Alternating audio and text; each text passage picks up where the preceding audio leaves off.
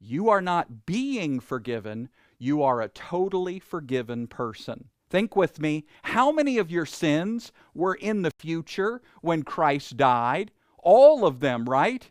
Your past sins, your present sins, your future sins, all of them were in the future when Christ died.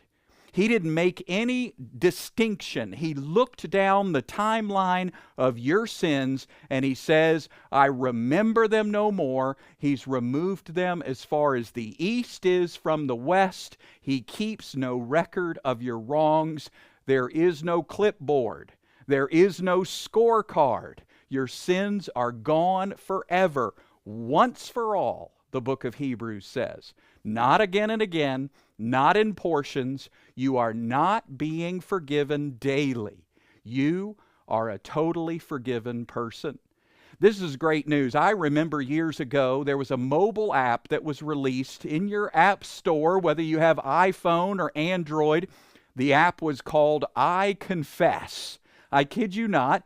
It was called iConfess, and you simply put in the sins of the day, whatever sins you've committed today, and then after, checking off those boxes, you fire up your confession, you hit the upload button, it fires the confession to the God of the universe, and then you're waiting to see if you get that download, that message, and it says, you're forgiven.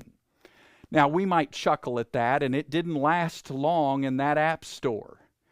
But there's a point that's being made there. If it's about you and your memory and your confession, then you're going to need more than a mobile app. You're going to need a supercomputer out of Washington to keep up with all your sins, to try to stay confessed up, to try to stay forgiven and cleansed.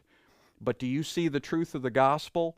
It is not about your memory and your words. It's about Jesus Christ and His cross. It is not about you and what you're doing. It's about Him and what He did.